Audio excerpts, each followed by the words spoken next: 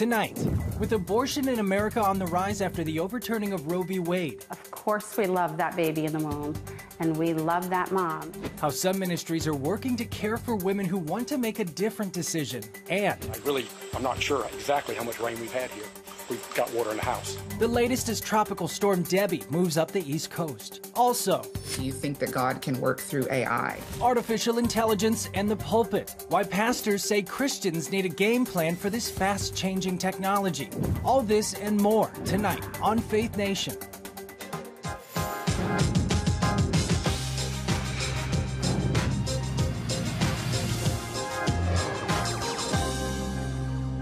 Former President Donald Trump and Vice President Kamala Harris are set to hit the debate stage next month. Good evening and welcome to Faith Nation. From the CBN headquarters in Virginia Beach, I'm Brody Carter.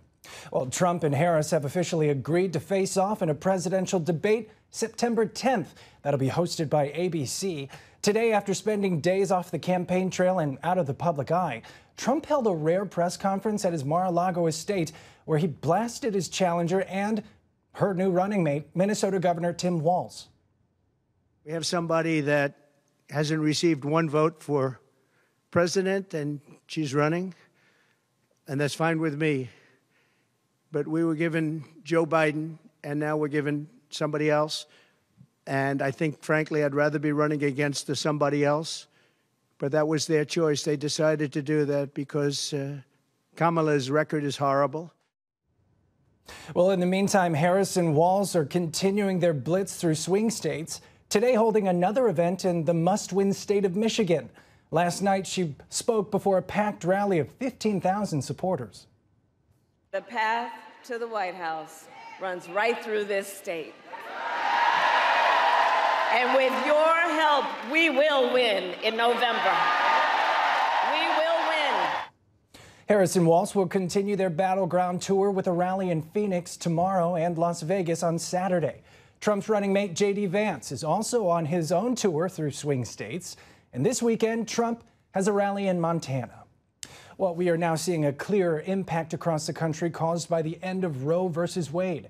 Statistics revealing stark contrast in abortion rates since the High Court left it up to the states to decide abortion law. Senior Washington correspondent Tara Mergener is here to explain some of the changes it revealed. Tara. Well, Brody, according to a new report by the Society of Family Planning, rates are rising in states with easier access to abortion and plummeting where states are either mandating greater restrictions or moving to ban the procedure altogether. The study compares to data in the first few months of this year to compared before Roe v. Wade was overturned.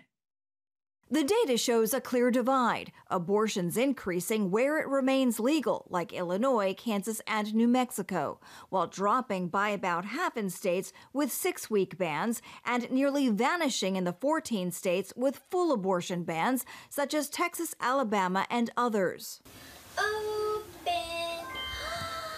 The shifting legal landscape continues to impact both abortion availability and the support systems for women in need. Meanwhile, since the historic decision, demand for maternity homes, many of them faith-based, is surging. So then I found Mary Shelter, thank God, through Google search. Mary Shelter in Virginia is now fielding more requests for transitional housing and support for pregnant women. I think that homes like Mary Shelter and all the maternity homes that we work with and the pregnancy crisis centers that we work with, I think they defy that lie that we only care about the baby in the womb and not the mom. There have been nearly 99,000 abortions a month in the first quarter of 2024. Even where severely restricted, nearly 100,000 women chose to have an abortion early this year. By some estimates, nearly half now take place at home, with pills often prescribed virtually. In our study, we find that attempts to self-manage an abortion increased from before to after the loss of federal protections on abortion. So specifically, we see that an increase from about 2.4% of the U.S. population of reproductive age in 2021 to 3.3% of the population in the summer of 2023. Meanwhile, as November elections loom, Democrats nationwide are campaigning on abortion rights. Voters in red and blue states alike will have the opportunity to enshrine state-level abortion protections, with pro-choice advocates hoping the issue will galvanize voters. Meanwhile, due to 6-week abortion bans, at least 208,000 fewer in-person abortions have been provided, Brody, and also because the total abortion bans have played a role in that as well. Well, Tara Merchant, thank you very much for that report. Joining us now for a closer look is Dr. Ingred Scop, a certified OBGYN and the Vice President and Director of Medical Affairs at the Charlotte Lozier Institute. Since there's this surge in telehealth abortions, doctor, let's start with the safety and ethical implications of these at-home virtual procedures. Yeah, absolutely. So we see that the abortion industry has been promoting self-managed abortion. They've been demedicalizing the procedure for years. The FDA went along with them and removed the critical safeguards so that these drugs can now be ordered by telehealth or online, delivered in the mail without any medical supervision. As it sounds, that is very dangerous.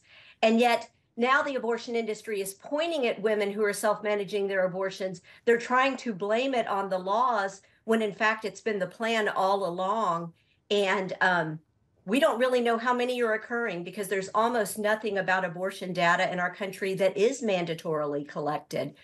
So you see organizations like the Society of Family Planning giving us very, very high estimates of abortions that they think are occurring, but we don't know if those are true.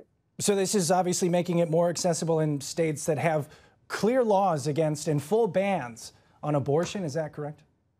Yeah, it appears that maybe this was the plan all along, to try to circumvent the law to provide abortions in states that are trying to protect unborn life.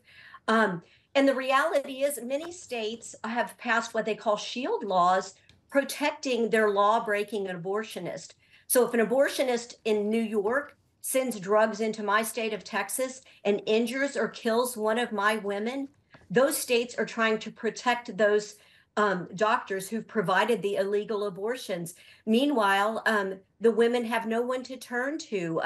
The FDA's own data documents that about 1 out of 25 women end up needing an emergency room treatment after taking these drugs, mifepristone and misoprostol. But the abortion industry doesn't seem to care as long as they succeed in the goal of ending that unborn child's life. Well, let's transition now to what we saw happen in Ohio and Michigan, amongst other states last year, enshrining abortion into their state constitutions, doctor. Which states are on the ballot this year, and what do you see playing out? Well, what has happened really is that there has been so much fear-mongering and gaslighting of the American public that they don't really understand the issue and they don't know what to believe. And of course, abortion advocates are taking advantage of that confusion. Right now, I believe there are at least 4 states that have ballot initiatives, but as many as 10 to 12 more may have this question on the ballot. What's happening, again, many states do have strict limitations protecting unborn life. And rather than letting people know, hey, if you're not happy with these, you can go through the legislative process. That's what the Dobbs decision did, is send it back to the people's representatives. Abortion ideologues are putting very, very broad measures and very dishonest measures on the ballot. They'll say things like, we need this in order to have miscarriage care, to provide an abortion for the life of the mother. But in fact, every single state will allow a doctor to intervene if a pregnancy complication poses a risk to a woman's life. So none of that is necessary. But these measures are worded so broadly, as the people of Ohio and Michigan have discovered, that if they vote for them, if they think that's their only option, what they're actually doing is opening it up to abortions for any reason at any time and taking away common sense safeguards like parental consent laws. Well, Dr. Scop, I'm going to have to intervene as well. I apologize. That's all the time we have for that. But thank you for your expertise and your analysis. Thank you. Good to be here. Well, millions of Americans face flood and tornado watches and warnings tonight as Tropical Storm Debbie moves up the East Coast after making its second landfall this morning in the Carolinas. CBN Washington correspondent Michelle London tracking the storm and joins us live with the updates. Michelle. Brody, good evening. Debbie gained strength as it hit land again, leaving behind a death toll of at least 7. A North Carolina man dying as a tornado generated by the storm destroyed his home overnight. Say, we've got fish in here. Residents in Georgia still find themselves surrounded by high water after receiving more than a foot of rain. Tropical Storm Debbie leaving a path of catastrophic flooding, beginning in Florida and moving up through parts of the Carolinas on its way up the East Coast. It's forcing many from their homes. Couldn't get out the door, step out the door, and it almost felt like you fell in a sinkhole. Water was up to here, and had to sleep on the kitchen table last night. Tornadoes spawned by Debbie also ripped through parts of the southeast, intensifying the storm's aftermath. I got the back door and I seen a twister going across the backyard and stuff was flying, and I went down there praying. Houses in North Carolina destroyed. At least one resident didn't make it out alive. Millions in northern states leading to Canada still on alert as they brace for torrential rain. Thursday's severe weather also disrupting airline schedules, causing hundreds of delays and cancellations. Our flight was supposed to leave at 11:40 this morning. We're not leaving until about 8:30 tonight now. And still along the coast, a warning Thursday from the National Weather Service for residents to secure loose outdoor objects, get somewhere safe, and stay indoors. Now, currently here in the nation's capital, the wind and rain are starting to pick up here. And if you're living further northeast, states like Vermont could see several inches of rain by the weekend. Brody. Make sure to keep those rain boots handy in Washington. London, thank you for that report. Certainly a difficult situation for so many in Debbie's path. We have FEMA spokesperson Colt Hagmeyer joining us now. Colt, can you tell us what you're seeing in the hardest hit areas of the Carolinas? Yeah, thanks so much for having me on. Yeah, we've been working with our National Weather Service partners for the last week to track Tropical Storm Debbie, Hurricane Debbie previously.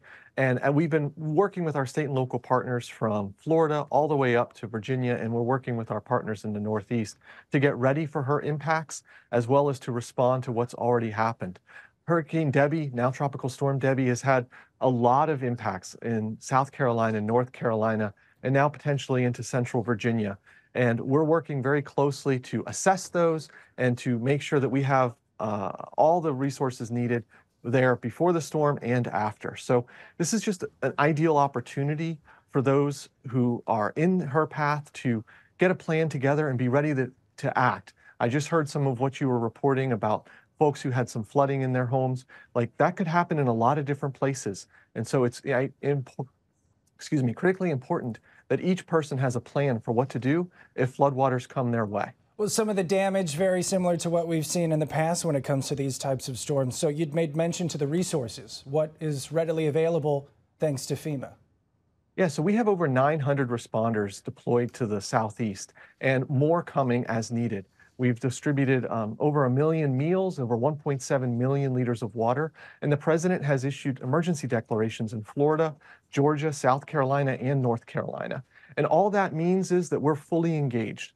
I'm joining from the National Response Coordination Center in the nation's capital, where employees from across FEMA and across the federal government, departments and agencies coming together to ensure that the entire federal family is here to support state and local responders when needed.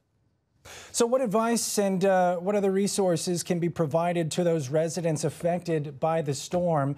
And does this emergency declaration for South Carolina, does that hold any weight when it comes to getting help? So this is a big storm, and it's a storm that's impacting, when you look from Florida to Vermont, potentially up to 50% of the nation's population. So whether you are directly impacted by it or just get a scathing blow, this is an opportunity and a reminder how important it is to have a plan and to have a preparedness kit ready to go. Yeah. So things like knowing where high ground is, having your car fueled up, having some cash available, knowing where your medications are, and being ready to go at a moment's notice when state and local officials tell you to do that. Any early estimates? I apologize for cutting you off. I do want to know if there's any early estimates with total cost of damage throughout the region. It's too early to know exactly what the cost of the hurricane will be, but we are working with our state partners to do damage assessments and making assistance available when and where it's warranted. Well, Colt, it's been a pleasure speaking with you. Thanks for your expertise, your insight, and we hope you have a wonderful evening. Thanks for having me on. Coming up, Israel prepares for a regional war, the latest on Middle East tensions when Faith Nation returns.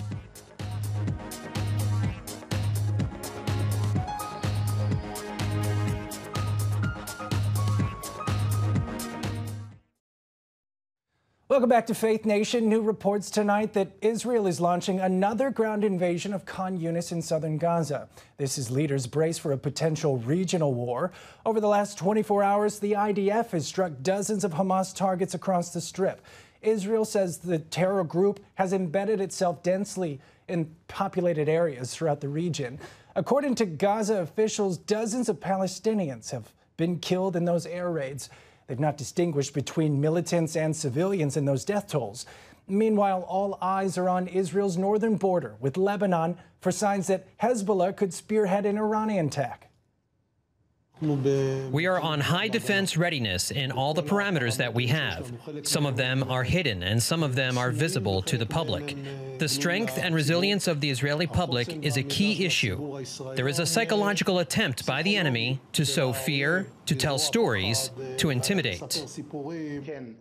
Israeli officials believe that Hezbollah will likely strike before Iran and is expected to launch a major attack in the coming days. Meanwhile, Iran is reportedly taking more time to prepare and may be rethinking a large-scale attack in the wake of intense international pressure. Well, Taylor Swift has canceled her concerts in Vienna over safety concerns following a foiled terror plot. Austrian officials have revealed that the attack was planned to occur either tonight or Friday at the stadium where Swift was set to perform. He stated that he wanted to carry out the attack using explosives and stabbing weapons. We have recovered these weapons, and he has considered both options. And his aim was to kill himself and a large crowd at the concert either today or tomorrow. Police say 2 men are in custody suspected of planning to carry out the attack. One is 19, the other just 17 years old. The older accused reportedly pledged allegiance to the terror group ISIS after becoming radicalized on the internet. A raid of his home uncovered what appeared to be bomb-making materials and Islamic State propaganda. ISIS is still out there. They are still active. They are still online. They are still recruiting. Well, ISIS has not claimed responsibility for the Vienna plot, but it has been behind attacks at other concerts in the past. Up next, AI in the church. How emerging technology could bring transformation to faith.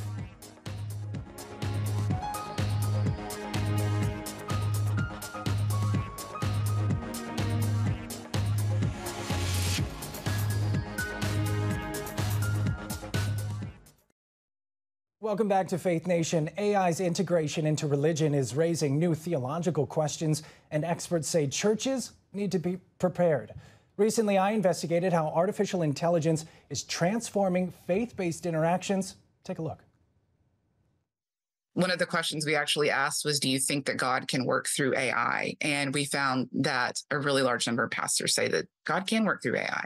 The overall embrace of AI in the digital world means it exists where you might least expect. It's everywhere. It's in social media. It's, when you get on Netflix. And quietly integrating into nearly every aspect of our lives. Researcher Ashley Ekme of the Barna Group is exploring how U.S. Christians feel about AI and its use in the church. A lot of congregants aren't particularly trusting of AI in the church at this moment. But pastors in particular are the ones who exhibit the most concern. Results from the study found 1 in 10 U.S. adults frequently use AI. In the church, more than half of attendees believe AI isn't good for church use, suggesting significant hesitation or skepticism about its role in religious contexts. There is nothing new under the sun, as Ecclesiastes would say, and God is not surprised by AI. Brad Hill with Glue, a partner in Barna's study, helps connect people to local churches and sees AI as key to transforming the company's workflow.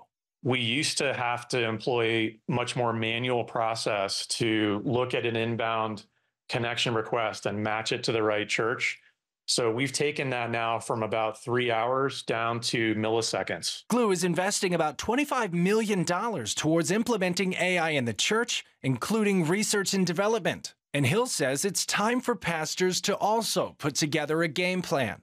It's not just churches and businesses that risk falling behind. Our government is also having trouble keeping pace with this fast-moving technology. Both the House and Senate are pushing bills that would study AI accountability and risk. For now, they've only collected pledges from AI companies to ethically self-regulate. Meanwhile, the Biden administration wants $2.6 billion from Congress to pay for a program that would make the government's AI resources more broadly available to researchers. Both policymakers and these organizations are equally responsible for them. They both have to hold themselves to the highest standards. Dr. Subodh Kumar, a Temple University data scientist, sees the lack of regulation as a combination of Congress needing a better understanding of AI, while also allowing freedom for it to thrive in areas of national security and economic development. In the meantime, it's up to users to regulate and protect themselves, and most importantly, their children. The parents are oversharing kids' information. And as a user, the best way to protect us right now is that put a control on. Coming up, giant pandas are back in the U.S., making their public debut. That's next on Faith Nation.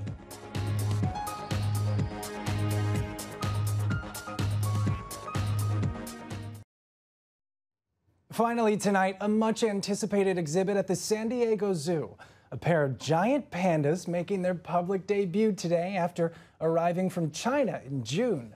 So far, the 5-year-old male and 4-year-old female are getting comfortable in their new home, known as Panda Ridge.